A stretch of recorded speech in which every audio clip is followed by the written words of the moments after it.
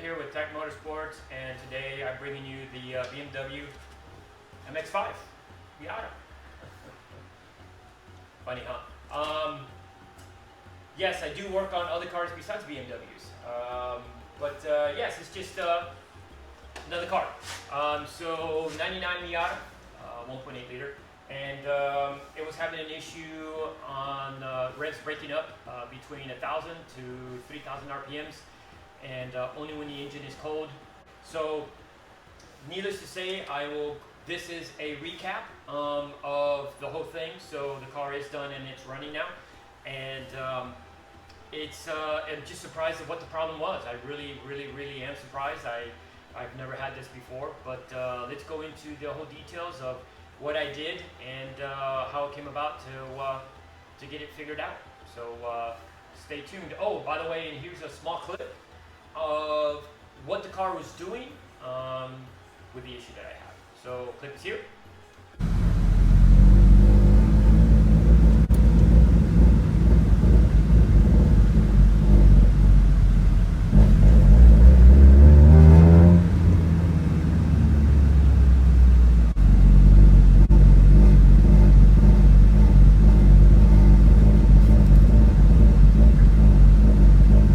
So now let's get into the procedures that I did and the headaches that I got out of this car. But at the end of the day, got it done. So let's get started.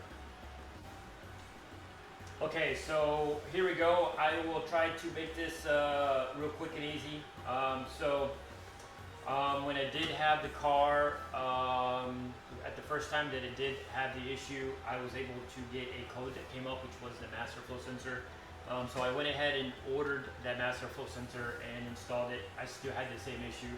So at that point, what I ended up doing was think it was going to be the coil or the ignition wire. So now what I ended up doing is I did a little research before I got the car, just going through the forms and just to see what it was going to entail. And there's just numerous of items that a lot of people were having issues and it breaking up, different RPM range, but almost the same. And they went from replacing from their rotors and they cleared it up to master flow sensors, that kind of stuff. So it was just weird on some items that they say they were having this issue, they replaced this and it fixed it, which I'm just scratching my head.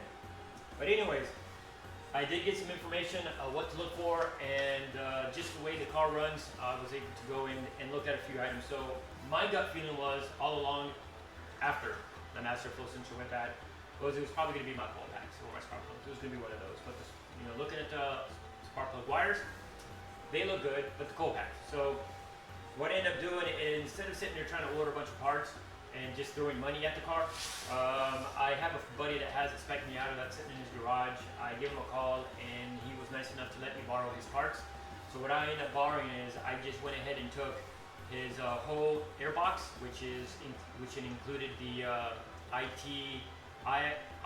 sensor, the ambient air temperature sensor, the master flow sensor. I also borrowed his coil pack with his spark plug wires. I also borrowed his crank sensor underneath. So what I ended up doing is I replaced one item at a time. So every item that I just discussed, I replaced one at a time. Problem still was there.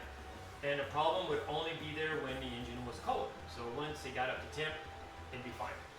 So then I started looking at a couple different items. So what I ended up doing at one point, it was idling really bad right off the bat.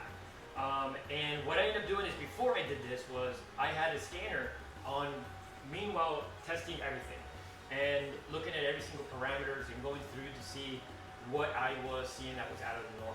I didn't find anything out of the norm. Everything seems to be clocking the way it's supposed to be clocked. So TPS sensor read how it's supposed to end up reading, that you could see the RPM range, the timing, all that stuff. So the TPN sensor, I actually did go through and did a very small apply the throttle as I was looking at my graph on my scanner, and it showed as from the time I started all the way to the end, and it was from 0 to 99.6% of throttle. So she was working fine. So to get back to that is, at one point it was idling really rough. I disconnected the TPS sensor, cleared up. And I was like, what? Right? Plugged it back in, started idling a little rough, just a little rough. And unplugged it, cleared it right up. And I was like, son of a bitch. So I ran it back home with no TPS sensor, and it ran fine. So I'm thinking, okay, it's got to be a TPS sensor. So I ordered a new one and installed it. Nope, still doesn't. So this time I was like, okay, this is just not, it's not normal. So I went back to the forum, started looking and looking and looking. I didn't find anything that I haven't looked, or anything that's like, oh shoot, I never thought about that. So so I started looking at a few different things. I looked at the map sensor / boost sensor over here on the strut tower on the passenger side. That checked out fine. I also went in and removed the idle control valve, because you think it's idle and it seems to be doing it at lower temps, so maybe the coolant passages or something was stuck or gummed up. Took that apart, cleaned it out. While I had it out, I went ahead and cleaned the throttle body as well, and put it all together. In the interim of all that, I also replaced the spark plugs. Again, every time I replaced an item, I would let it sit, cool down, and test it again. And if it would do it immediately, then I knew that was not the fix. So I felt everything underneath here, underneath the engine compartment, I pretty much had tested. So what I ended up doing, I started going in through, swapped out an ECM. I had a buddy that had one, swapped it in there, and on my way back, that's when I swapped it, and it did it.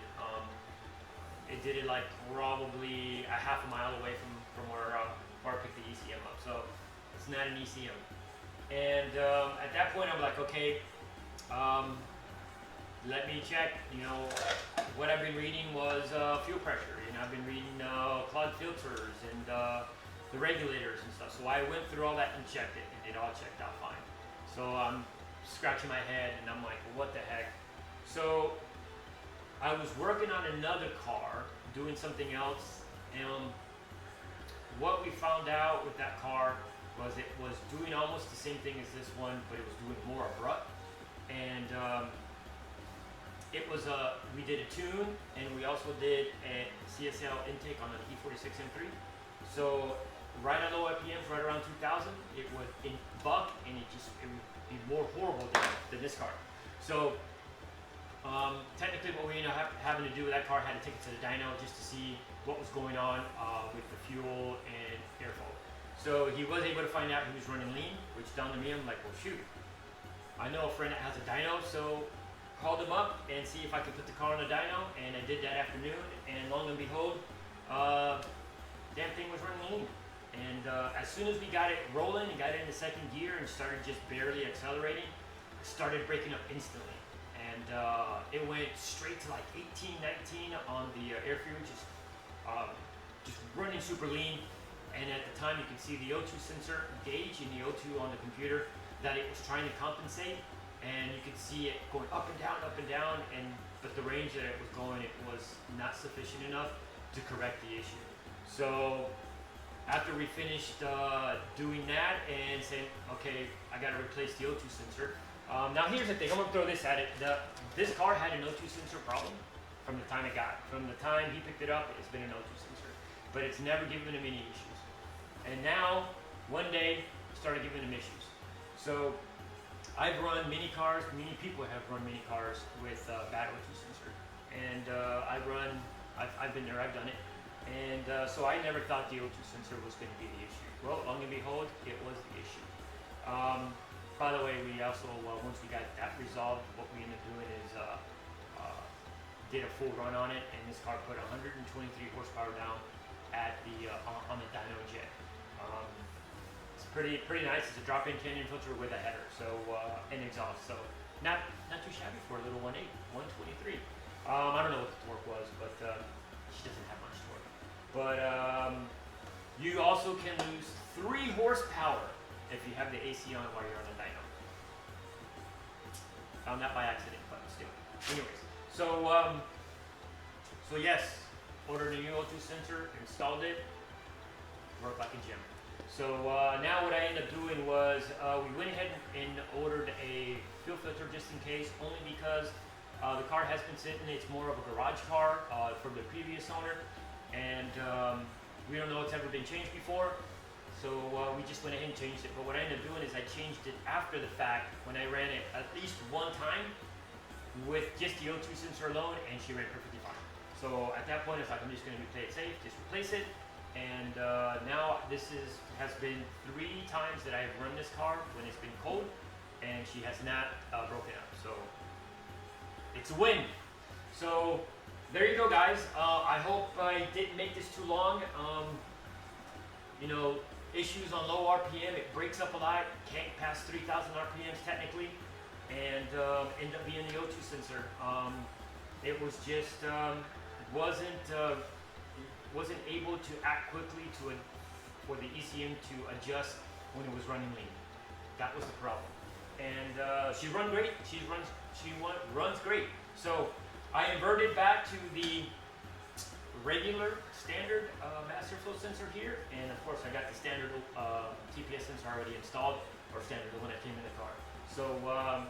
So yeah, she runs great, and happy to get this thing out of my hair, as it's been a long journey with this car, many you know, just trying different things and being frustrated. I'm surprised I don't have like a bald spot here from scratching my head sometimes at this car. But yes, she's done. The only thing I got to do now is swap out driver's seat. He has race seat he wanted me to put in. Gonna put that in there, and then the car will be ready to roll. And thank you for watching, guys. Thank you for hanging in there. And if you have any questions in the comments, please put them in there, and I'll reply to them as soon as I can. And like always, like and subscribe, and hope to see you in the next video.